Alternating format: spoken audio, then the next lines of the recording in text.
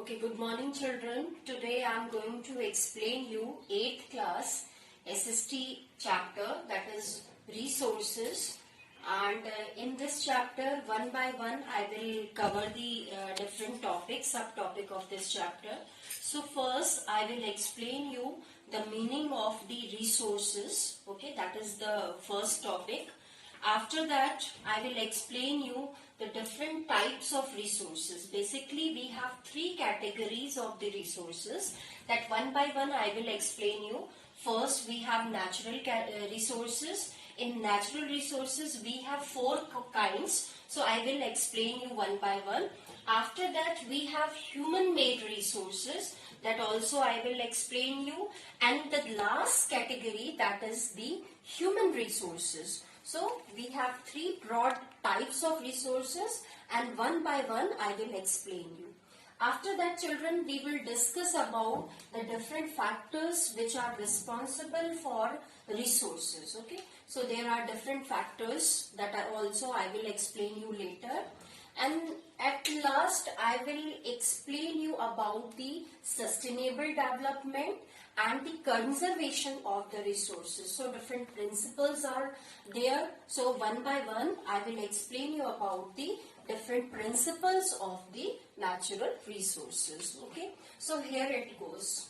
So, children, first, before starting this chapter, you have to understand the exact meaning of resources. Okay. In your previous classes also you have heard about this word, and resources means anything which satisfied human beings requirement or needs which is available on this earth, that is considered as resource. Okay. So whatever we have air to breathe, we have water to drink, so many things we have mountains, we have soil, we have minerals. So everything, these things are satisfying our human beings' need. So that's why they are considered as a resource. Okay, so this is the meaning of resource.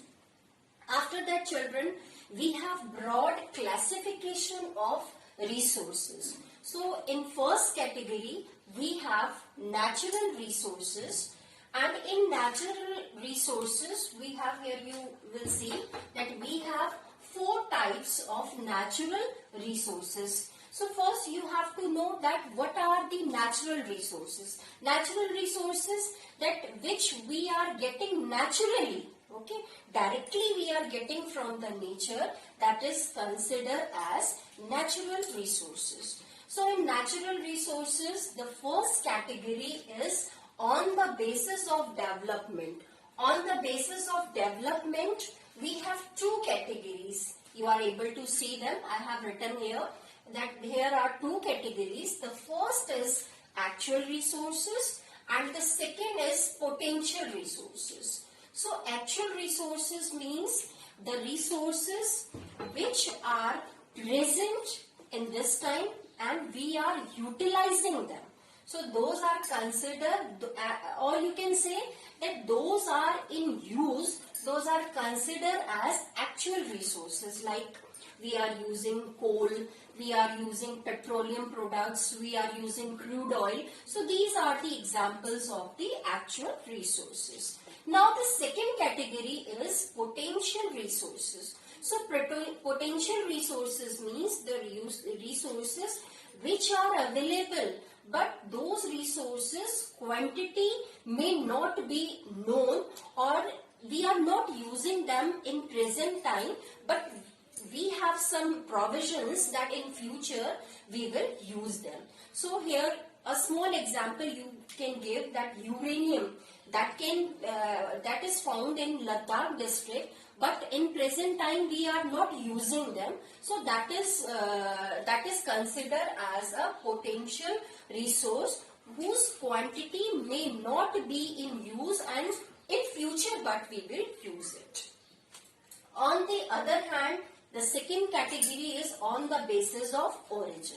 So on the basis of origin, we have abiotic resources and biotic resources.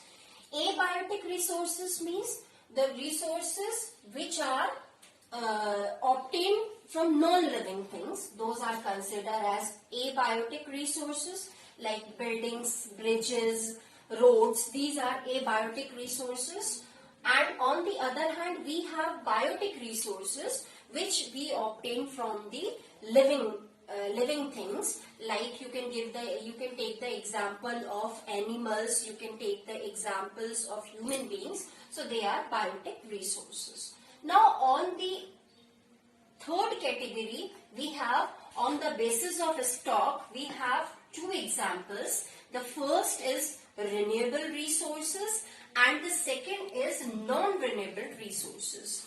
Renewable resources means the resources which can be renewed or replenished. Okay, so here you can take the example of solar energy, you can give the example of wind energy, you can give the example of water. So these are the example of renewable resources, means again and again we can use them. But on the other hand, we have non-renewable resources. Non-renewable resources means which cannot be renewed or which cannot be replenished. Okay, so these are the example of this is the meaning of the non-renewable resources. An example you can give like coal, that is the example of non-renewable resources. We have some other examples also, like other minerals are also the example of non-renewable resources. So this is on the basis of stock. Now come to the fourth and the last category, that is on the basis of their distribution. So on the basis of their distribution, we have two types. The first type is ubiquitous resources and the second type is localized resources. So in ubiquitous resources means the resources which are available in every spheres of life, means which are available in every parts of the world, like every parts of the country, like the wind that is available everywhere.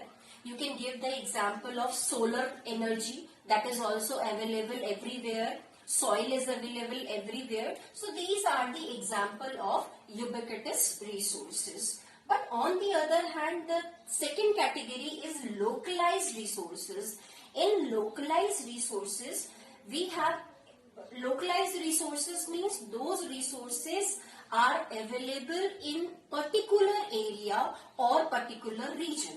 Okay, so here also you can give the example like gold is available in particular part of the world, uranium is available in particular part of the world, crude oil is available, petroleum product is available in particular part of the world. So it means they are considered as localized resources because they are available in particular region or particular part of the world.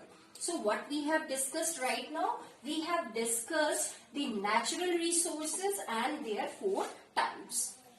Now come to the second category, that is human-made resources. Human-made resources means the resources which are made by human beings, those are considered as human-made resources. Here you can take many examples like buildings example you can take. You can take the example of road because roads are also made by human beings. You can take the example of bridges. You can take the example of reservoirs. You can take the example of different machinery and equipments. So these are the examples of human-made resources because human beings have made these resources.